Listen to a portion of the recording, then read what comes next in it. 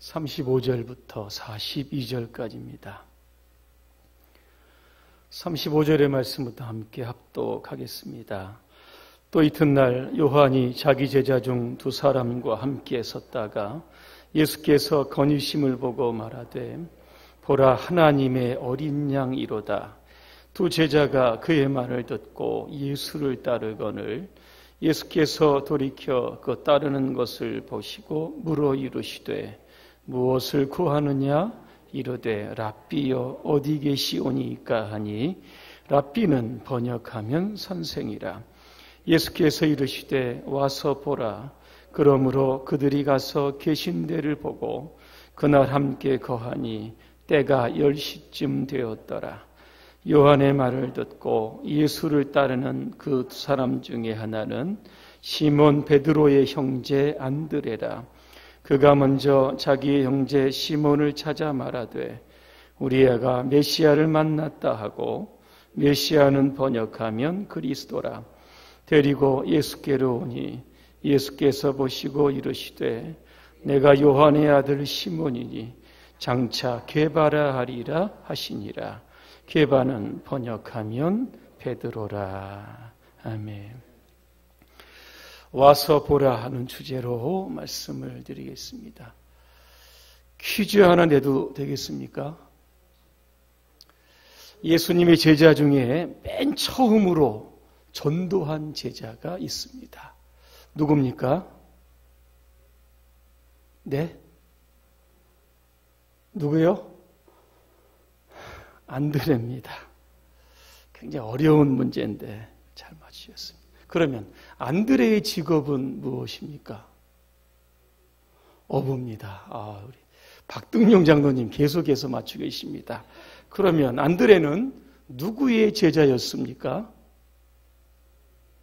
세례 요한의 제자였습니다. 퀴즈는 여기까지 하겠습니다. 오늘 안드레가 세례 요한 자기 스승과 함께 있을 때입니다. 예수님이 이렇게 거니시는 것을 보고 자기의 스승이었던 세례 요한이 이렇게 이야기합니다. 보라 하나님의 어린 양이로다 그랬습니다. 이 이야기를 듣는 순간 안드레는 스승을 바꿉니다. 예수님을 그 즉시 따라갑니다. 그러면서 안드레가 전도하기를 시작을 합니다. 요즘 전도가 굉장히 어려운 시대입니다. 근데 안드레는 굉장히 쉽게 전도를 했습니다. 그 전도의 노하우가 무엇인지 오늘 세 가지 말씀드리려고 합니다. 첫째로 안드레의 전도 방식은 찾아가는 전도 방식입니다. 41절입니다. 그가 먼저 자기 형제 시몬을 찾아 말하되 그랬습니다. 시몬이 누굽니까? 베드로입니다. 베드로가 누굽니까? 안드레의 형입니다. 예수를 만난 이후에 동생은 자기의 친형이었던 여러분 베드로를 찾아가서 그를 전도하게 되는 장면입니다. 예수님의 전도 방식도 찾아가는 방식입니다. 마가복음 1장 38절에 보니까 이런 말씀이 있습니다. 이르시되 우리가 다른 가까운 마을들로 가자. 우리가 거기서도 전도하리라 그랬습니다. 그냥 앉아서 사람들이 오기를 기다리지 않았다는 겁니다. 갈릴리, 이스라엘의 북단으로 시작을 해서 남쪽으로 계속 내려오는 겁니다. 사마리아를 거쳐 유다까지, 예루살렘까지 와서 끊임없이 예수님은 전도 대상자를 찾는 그러한 방식으로 그들을 구원하셨다는 겁니다. 예수님께서 부활하신 이후에 제자들에게 이렇게 말씀합니다. 마태복음 28장 19절입니다. 그러므로 너희는 가서 모든 민족을 제자로 삼아 아버지와 아들과 성령의 이름으로 세례를 베풀어라 그랬습니다.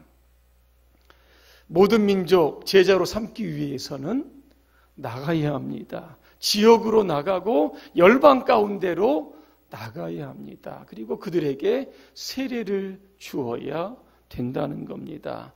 자, 평신도 중에 전도를 잘하는 분이 있었습니다. 여러분 잘 아시는 빌립입니다. 사마리아에 가서 복음을 전합니다.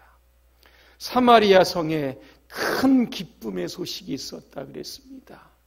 그런데 성령의 지시를 따라 광야로 내려갑니다. 에디오피아 여왕의 모든 국고를 맡은 내시를 만나 그에게 복음을 전했던 겁니다. 빌립도 가만히 있지 않습니다. 성령의 지시가 떨어지면 그곳이 어디든지 간에 달려가서 찾아서 만나는 전도의 방식을 추구합니다. 베드로도 마찬가지입니다. 루따로 갑니다. 8년 동안 중풍병에 걸린 애니아를 만납니다. 그를 고치니까 그 지역이 예수님께로 돌아옵니다. 욥바로 내려갑니다. 죽었던 다비다 살려냅니다. 그 지역 자체가 또 온전히 주님께로 돌아옵니다. 여러분 고넬료 아실 겁니다. 이달리아의 백부장입니다. 그런데 그가 살던 그 집으로 갑니다. 그리고 거기서 복음을 전했을 때 고넬료의 가정과 친척과 함께 모든 사람들이 다 구원을 받고 세례를 받은 것을 보게 됩니다. 바울도 마찬가지입니다. 바울은 주로 배를 타고 아시아와 유럽, 그 지중해 쪽으로 이렇게 움직여서 전도했던 분입니다. 한 번은 유다인 회당에 들어가서 복음을 전하는데 쫓겨납니다. 그래서 루스드라라고 하는 곳에 가서 복음을 전합니다. 얼마나 사람들이 핍박을 하는지 돌을 바울에게 던져댑니다. 피투성이가 되어 쓰러집니다. 아, 죽었구나. 성 밖으로 던져냅니다. 그런데 그 바울이 다시 일어납니다. 그리고 루스드라, 이고니온, 안디옥에 들어가서 제자들을 불러놓고 이런 이야기를 합니다. 사도행전 14장 22절입니다. 우리가 하나님의 나라에 들어가려면 많은 환난을 겪어야 할 것이다. 이런 이야기를 합니다. 사도행전 21장에 보니까 이런 기록이 있습니다. 바울의 일행이 가이사랴에 있는 전도자 빌립의 집에 머뭅니다. 여러 날을 먹고 있는 동안에 유대로부터 한 선지자가 내려옵니다. 그의 이름은 아가보입니다. 아가보가 바울의 띠를 자신이 가지고 자신의 수족을 묵습니다. 그리고 이런 예언을 합니다. 이 띠 주인이 예루살렘에 들어가면 결박을 당하고 이방인의 손에 넘겨진다 그랬습니다. 이 예언의 말씀이 떨어지니까 바울 주변에 있던 모든 사람들이 울기를 시작을 합니다. 그리고 바울에게 이렇게 간청을 합니다. 예루살렘으로 절대로 올라가지 마십시오. 당신 죽습니다. 이때 바울이 이런 이야기를 합니다. 여러분이 어찌하여 울어 내 마음을 상하게 합니까? 그 다음 구절이 제가 보니까 굉장히 위대한 선언인 것 같습니다. 나는 주 예수의 이름을 위하여 결박당할 뿐 아니라 예루살렘에서 죽을 것도 각오하였습니다. 이렇게 이야기합니다. 여러분 찾아간다는 것은 방문하고 신방하는 것이 아닙니다.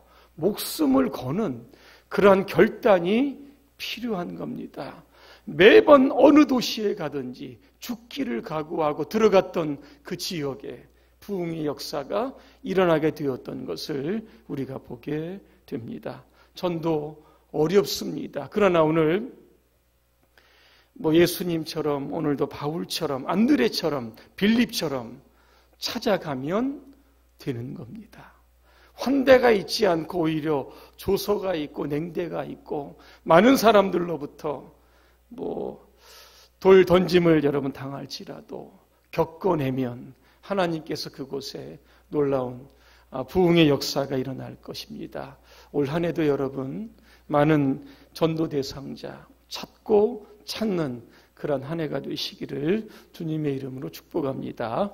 두 번째, 안드레의 전도 방식은 예수님을 전하는 겁니다. 41절입니다. 우리가 메시아를 만났습니다. 그랬습니다. 안드레는 세례 요한의 말을 듣고 하나님의 어린 양, 이분이 메시아임을 알았습니다. 여러분, 메시아는 히브리 표현이고 이 헬라 표현은 그리스도입니다. 이 그리스도라고 하는 것은 기름 부음을 받았다라고 하는 뜻입니다. 이 구약 시대에는 제사장이나 왕이나 선지자에게 기름을 붓습니다. 그래서 하나님의 일을 그에게 맡기는 겁니다. 그리스도라고 하는 것은 예수님께서 십자가에서 우리의 죄를 대신해 피를 흘려 죽으심으로 말미암아 우리의 죄를 대속할 선지자라고 하는 뜻이 담겨져 있는 겁니다. 이 진리를 깨달았을 때 안드레는 베드로에게 이야기합니다. 우리가 메시아를 만났습니다. 여러분 요한복음 4장에 보니까 사마리아 여인이 나옵니다. 이 여인 여러분 아실 겁니다. 남편을 5명씩이나 두었는데 다 차버렸습니다. 6번째 남편과 살고 있습니다. 그럼에도 그의 삶의 갈증이 풀리지 않습니다. 사람들의 눈을 의식해서 정오에 물을 뜨러 오다가 야곱의 우물에서 예수님과 함께 대화가 시작이 됩니다. 예수님이 사마리아 여인을 주목하시고 이렇게 말씀합니다. 이 물을 마시는 자는 다시 목마를 것이지만 내가 주는 물을 마시는 자는 영원히 목마르지 아니할 것이다.